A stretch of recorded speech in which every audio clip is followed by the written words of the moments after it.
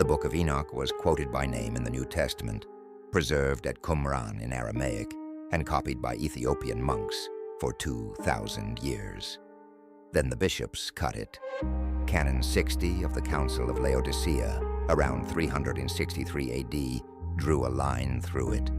The chapters they cut name the Watchers. Our read is this: the Book of Enoch wasn't lost, it was excluded, and the chapters that drew the sharpest institutional reaction are the ones that read like a contact record. Chapters 6 through 11 name 200 figures who descended on Mount Hermon, taught humans forbidden knowledge, and fathered hybrid children with mortal women. Half a world east, 1,000 years earlier, Sumerian scribes carved the same shape into clay. They called those figures the Anunnaki, and the 7 Apkallu sages who descended from above to teach humans civilization. 2 traditions, 1 pattern, and the textual archaeology forces a question the canon makers refuse to ask. Here's the cut itself. The Council of Laodicea, convened by roughly 30 bishops from Asia Minor, issued 60 canons. Canon 60 is the canon list. Enoch isn't on it. A few decades later, Jerome and Augustine reinforced the exclusion in the Latin tradition. By the time the Western canon closed, the Book of the Watchers was gone from every Bible north of Egypt. The text the bishops cut is specific.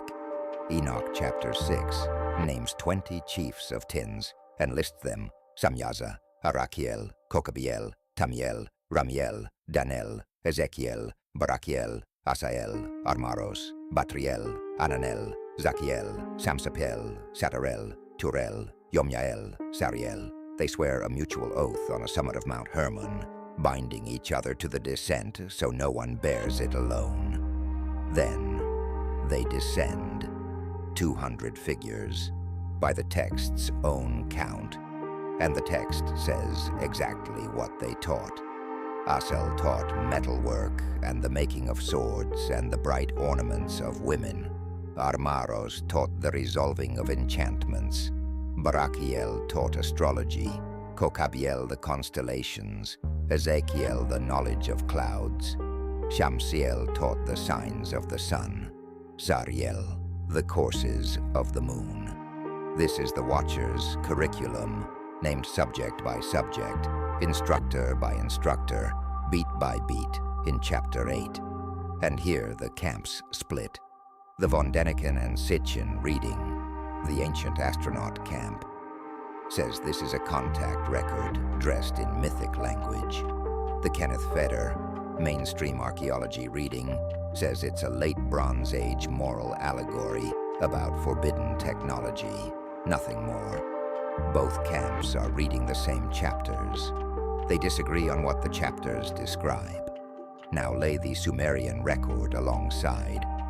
Berosus, a Babylonian priest writing in Greek in the 3rd century BC, describes 7 Apkallu, sages who emerged from the Persian Gulf to teach humans writing, mathematics, agriculture, irrigation, and law. The Sumerian king list names the kings they served. The Uruk Apkallu tablet preserves the names. The same teaching function as Enoch's Watchers, the same descent motif, the same pre-flood timeline running back tens of thousands of years before any known agriculture. The mapping is not subtle. Enoch's Watchers number 200, the Apkallu number 7, with 200 attendant figures in the longer tradition. Both groups arrive from above. Both teach a curriculum humans did not previously possess. Both produce hybrid offspring. The Nephilim in Enoch, the post-Apkallu hybrid kings in the king list. The Watchers' material is old. The Dead Sea Scrolls, discovered in 1947 in 11 caves above the ruins of Qumran, contain Aramaic Enoch fragments from Cave 4, catalogued 4Q201 through 4Q22. Paleographic dating places the oldest at roughly 200 BC. That's centuries before any Greek translation. multiple copies, multiple scribal hands, the Watchers chapters reproduced and recopied. The Book of the Watchers was already canonical to the Qumran community before the bishops at Laodicea were ever born, and the early church knew the text.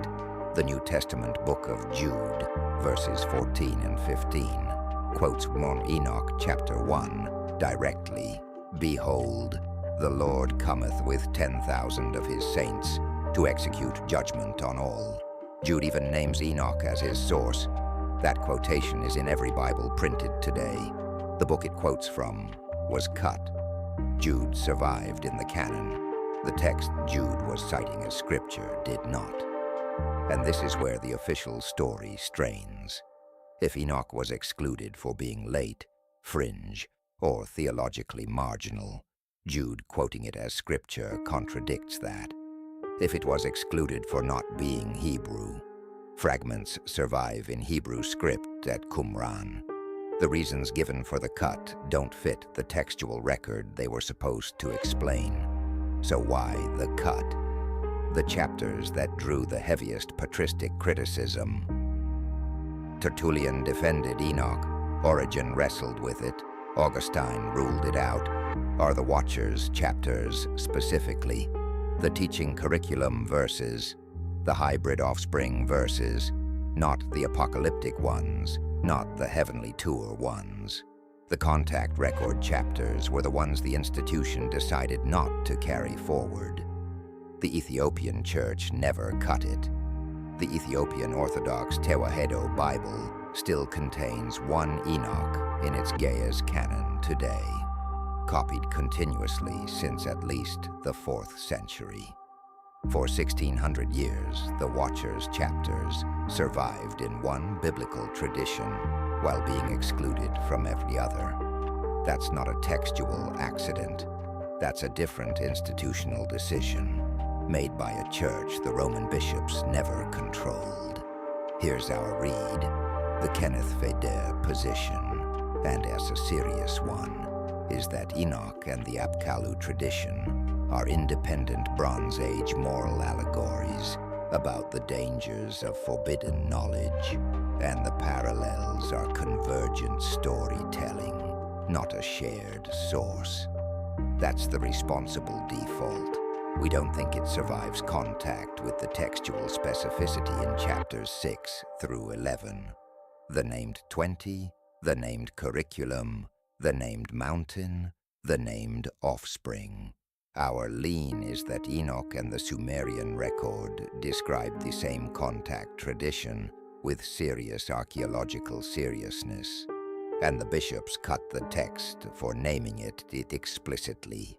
Here's the piece we couldn't close before this episode shipped. The Aramaic Enoch fragment 4Q204 at Qumran preserves a name list that diverges slightly from the Ge'ez Ethiopian text.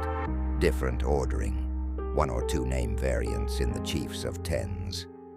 We could not get a clean published reconciliation of which list is the older recension. If you've read the DJD volume on it, the comments are where this gets solved. I'll say it plainly. The Book of Enoch's Watchers and the Sumerian Anunnaki Apkallu are not two coincidences. They're two records of one event, and the textual archaeology supports reading them together. If you disagree, if you hold the Feder convergent allegory line, tell me what I'm missing in the chapters 6 through 11 specifics. The comments are where this argument lives.